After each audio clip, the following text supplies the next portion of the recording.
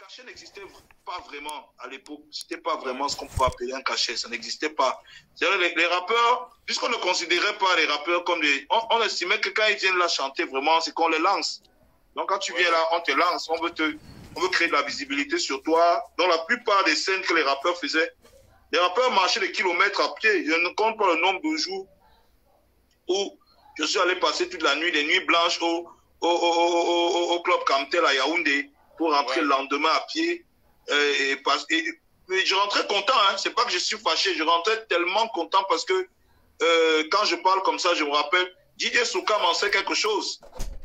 Je me rappelle comme ça de Coolio, du feu Coolio qui était décidé à Mendon. Oui, il sait, c'est un petit villageois, mais il sait quand même que on a traversé des moments compliqués. On a traversé des moments compliqués à l'époque.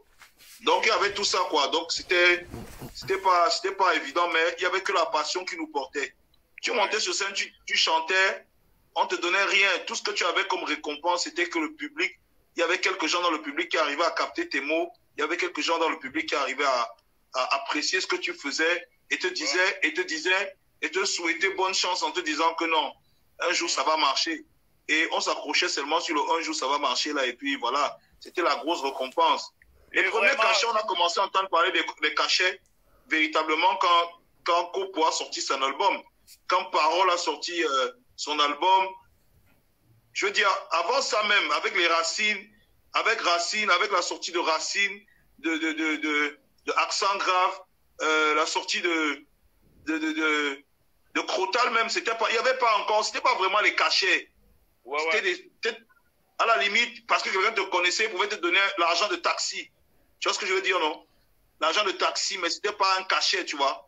Les premiers cachets, vraiment, qu'on a dit que bon, on commence à donner l'argent aux gens pour chanter. Ça a commencé pas sur les gros événements, ça a commencé sur les petits trucs, les KMS, les machins comme ça. On invitait les couples, on leur donnait l'argent, on invitait les paroles comme ça, là, qui avaient déjà des trucs un peu qui tournaient, tu vois. Auxquels les gens s'identifiaient, on commençait à leur donner l'argent. Et voilà, mais c'était pas vraiment ça, quoi. On ne veut pas dire que les gars pouvaient en vivre. C'était compliqué. Et grâce à Dieu, aujourd'hui, on peut dire que les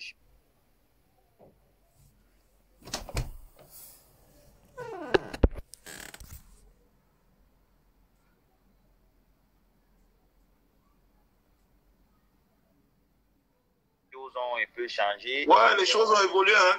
Les choses ont évolué. Oui, les choses ont évolué beaucoup même. Grâce à vous qui ont bagarré, qui ont vraiment bagarré pour que les choses... Non, c'est tout un mouvement. Il y a beaucoup de gens qui ont refusé de se laisser faire. Il y a beaucoup de gens qui ont refusé de se laisser faire. Il y a des gens qui ont décidé, qui ont refusé de se laisser faire, mais souvent qui n'ont pas employé la bonne méthode, tu vois. Hein? Ils ont voulu défendre quelque chose. Soit c'est qu'ils ont voulu le défendre trop tôt, ils n'étaient pas compris. Soit c'est qu'ils n'ont pas su employer la bonne méthode et ils n'avaient pas les bons éléments, tu vois, pour pouvoir défendre leurs idées au bon moment. Tout ça c'est une question c'est des éléments. Hein? Il faut avoir la bonne méthode, il faut choisir le bon timing, et il faut avoir les bonnes personnes autour de toi pour pouvoir défendre une idée. Il y a beaucoup de personnes qui ont voulu défendre, ça n'a souvent pas marché. Dieu merci, les quelques personnes qui ont pu faire avancer le mouvement, ils ont fait avancer jusqu'à ce qu'on, surtout en ce qui concerne les cachets, hein, jusqu'à ce qu'on soit ici aujourd'hui. Aujourd'hui, on sait qu'il y a un certain nombre de choses qui sont possibles. Hein? Ça permet aux autres de rêver davantage. C'est ça qui est bien en fait dans tout ce qu'il y a eu comme mouvement en fait. Ça c'est super. Maintenant, je voulais aussi demander, parce que aujourd'hui au Cameroun, il y a, let me say to the urban music right now, you're one of the top, one of the A-lists that are really top in the game and that influence other people to even do the music, influence other upcoming artists. One of the urban artists, le premier artiste urbain avec la musique commerciale et tout ça, qui a rempli le palais des sports. Là, c'est quelque chose qu'on ne peut pas seulement dire ça avec la bouche. Il faut qu'on applaudisse. Les fans, même si vous êtes à la maison, il faut applaudir pour cette pour this one. Merci, mon frère. C'est pas facile. Ça fait chaud au cœur, frère. Mais la vérité, c'est que c'est un palais des sports qui c'était un symbole pour toute la musique urbaine et toute notre génération aussi, tu vois. Parce que les gens, comme je te dis, c'est que je te disais, les gens ne connaissent pas ce que nous on a traversé. Beaucoup, il n'y a que les gens qui ont vécu ce qu'on a vécu, qui savent ce qu'on a traversé pour être là, être là aujourd'hui. Et il était important que, déjà pour les gens de ma génération, que quelqu'un comme moi, qui l'un des rares, qui a pu traverser certaines barrières jusqu'à me hisser sur un certain podium, fasse une telle action, tu vois. Et au-delà de ça aussi, c'était comme je te disais tout à l'heure, il est important, souvent quand on veut défendre une idée, de savoir choisir le bon timing, de savoir choisir les bons éléments et s'entourer des bonnes personnes, les bons arguments pour pouvoir défendre cette idée et que ça puisse profiter à tout le monde. Parce que la réalité, c'est que les gens, quand tu es dans un truc comme l'art ou comme dans le sport, si tu mises sur l'instant, tu ne pourras jamais t'en sortir. Il faut toujours essayer d'anticiper sur le futur, sur l'avenir, porter tous les éléments qui te permettent d'avancer, voir tous les éléments qui brisent. Le plus important, c'est ce qui brise, les éléments qui brisent les barrières psychologiques. Que les gens s'asseyent et se disent, OK, le palais des sports n'est plus un mystère. Hein? OK, 20 millions n'est plus une somme qui est un mystère dans la musique urbaine. Tu vois ce que je veux dire? Et le plus important, c'est ces éléments-là, arriver à avoir des éléments qui brisent les barrières psychologiques. Et c'est dans cette démarche-là que moi, je me suis inscrit avec toute l'équipe. Avec toute l'équipe pour pouvoir défendre cette idée. Donc, c'était ça, en fait, le but. Avec tout ce qui était derrière, j'en profite comme ça aussi pour dire que voilà, il y a un frère qui a beaucoup donné pour cet événement qui n'est plus aujourd'hui avec nous, Régis Tala. Le feu Régis Tala, le réalisateur de Brain, qui s'est vraiment donné à 200% pour cet événement. Il faisait partie de l'équipe. Et voilà, donc, comme pour te dire que c'était pas une histoire d'argent, le palais des sports. J'avais travaillé, j'avais eu l'argent, il fallait quelqu'un qui ait les couilles de prendre le risque. Exactement. Et moi, tous les éléments étaient en place pour que je puisse faire ça. J'ai décidé que, OK, tu sais, l'argent, ça va, ça vient, mais on ne marque l'histoire qu'une seule fois. Et j'ai décidé de prendre ce risque-là. Toutes les personnes qui étaient autour de moi ont décidé de prendre ce risque avec moi. Donc, je parle comme ça du feu Régis Tala, je parle de Pato et Bonguet, je parle de Charlie Desport, je parle justement de la West Coast Company, de tous ces gens qui ont décidé de prendre ce risque avec moi et de pouvoir réaliser pas seulement mon rêve à moi, mais le rêve de centaines de personnes qui avaient fait le hip-hop, qui ont avancé, qui ont abandonné, donc toutes ces personnes qui avaient ce rêve de voir le hip-hop camerounais pouvoir conquérir cette salle-là. Aujourd'hui, c'est plus un mystère. Dieu merci, on a pu relever ce défi-là. Et aujourd'hui, les défis, comme je disais, c'est briser les barrières psychologiques. Et le défi est encore ailleurs. On essaie de se battre encore aujourd'hui, à mon niveau, de pouvoir briser d'autres barrières. Tu sais, avant, on ne savait pas qu'une chanson, tu vois, par exemple, une chanson de hip-hop camerounais pouvait remporter un TV Award, tu vois. Ça a été soudain, ça a été brusque, ça a surpris beaucoup de gens. Et après, on s'est dit, est-ce que c'est possible que les choses s'imposent vraiment? Parce que après le MTV Award, les Camerounais n'ont pas senti que la musique urbaine, malgré tout ça, s'imposait. Tu vois ce que je veux dire, non? Donc, les gens étaient contents, hein? Les gens ont beaucoup célébré. Mais après, ça a été un choc parce que les gens n'avaient pas le sentiment que la musique urbaine camerounaise s'imposait. Tu vois ce que je veux dire? Et puis, après ça, dans le monde, après ça, il y a eu ça sort comme ça sort, coller la petite. Et c'est là où on a encore franchi un autre cap, où la musique urbaine a encore commencé à s'imposer proprement dit. Parce que les 4 plus gros hits à l'international de la musique urbaine au Cameroun aujourd'hui, ça sort comme ça sort, coller la petite, un père, et dans la sauce de Rénis. Partout où je suis allé, partout, Et Dieu seul sait combien j'ai voyagé. Partout où je suis allé, j'ai écouté ces chansons-là. Tu vois, j'ai écouté ces chansons-là.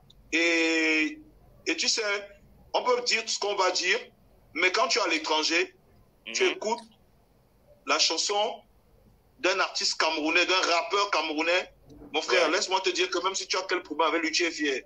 Tu es fier. Tu es fier de dire à tout le monde que le gars, si c'est un rappeur camerounais, hein, comme moi, donc là où on est là, c'est la famille. Oui. Est-ce que tu vois un peu ce que je veux dire? Oui, hein? Oui. Donc, on peut te dire que ces chansons-là, par exemple, ont permis de briser les barrières psychologiques. Et moi, c'est ce que je sais d'enseigner aux plus petits que moi, que le plus important, hein, au-delà des dos de tout, hein, c'est qu'ils aient le sentiment, après un travail, qu'ils ont réussi à franchir un cap et à mener les gens à franchir un cap. Tu vois, qu'ils aient le sentiment qu'ils ont amené les gens à franchir un nouveau cap. Et c'est ça, hein, parce que la vérité, c'est que quand tu brises une barrière psychologique, tu anticipes que tu le veux ou pas sur l'avenir. Oui. Si tu vois bien, si tu es bien, si tu analyses bien, tu as 99% de chances de profiter demain de la barrière psychologique que tu as brisée. Et c'est pour ça que moi, je crois que c'est ça le plus important, au-delà de tout.